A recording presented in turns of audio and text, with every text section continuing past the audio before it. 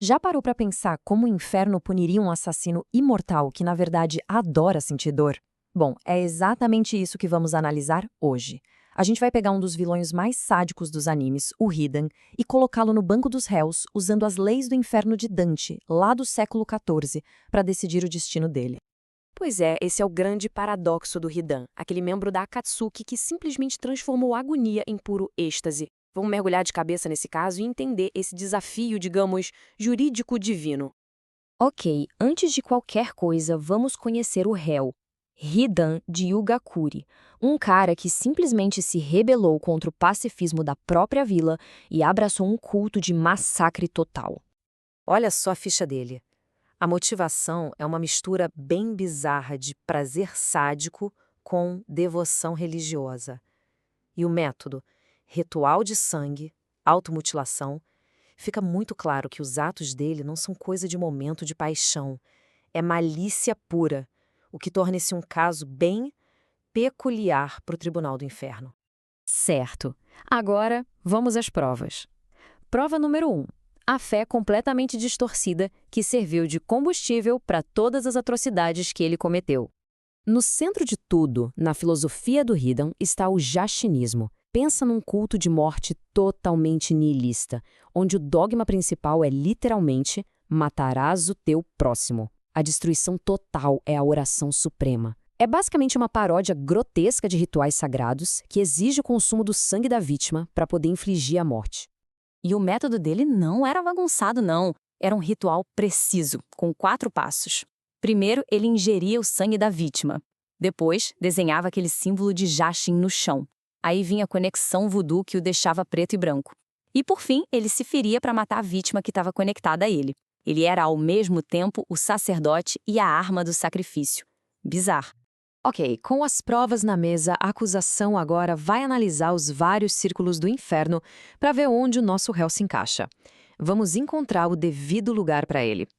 A gente podia pensar logo de cara no quinto círculo, o da ira, né? Afinal, o Hidan vivia tendo ataques de fúria, mas não bate.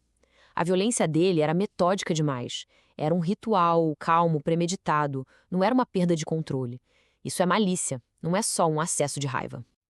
Então, que tal o sexto círculo, o da heresia? Bom, ele era seguidor de um deus falso, então, tecnicamente, é um herege de carteirinha. Só que a heresia dele era mais uma desculpa, um pretexto, para justificar a violência. O pecado principal não era a crença em si, mas o ato de derramar sangue. A verdadeira paixão dele era a violência física. E o nono círculo, o da traição, ele massacrou o pessoal da própria vila, o que é sim um ato claro de traição.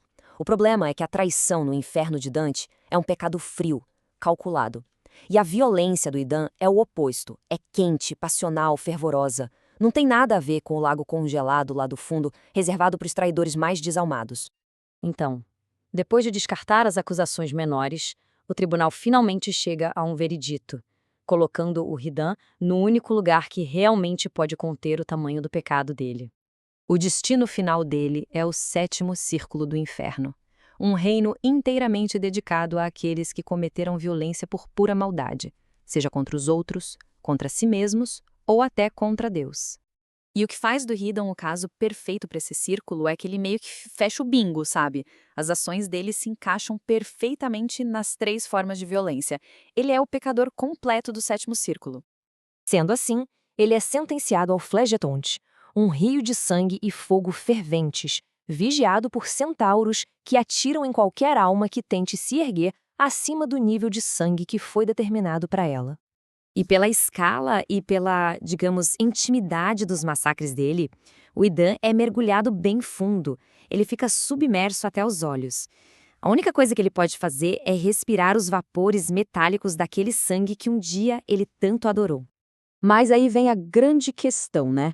Como você pune um cara que talvez até goste de ferver em sangue? A sentença precisa ser inteligente.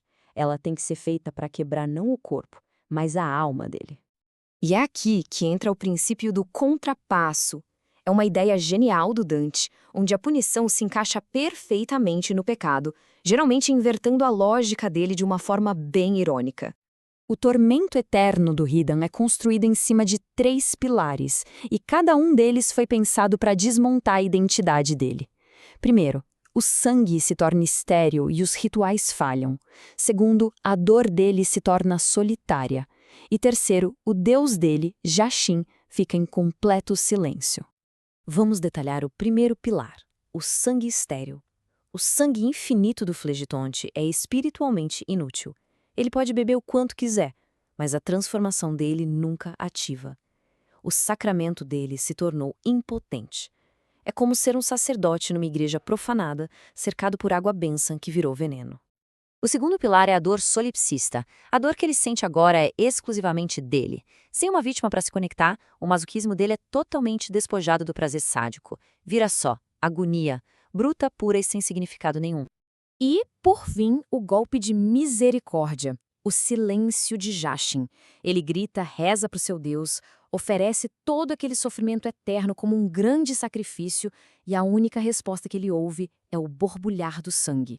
É aí que ele percebe que a vida inteira de martírio não valeu de nada. Foi tudo uma grande piada cósmica. E para fechar com chave de ouro, tem um detalhe final brilhante. Se por acaso ele começar a rir ou a curtir a dor, os guardas centauros atiram nele.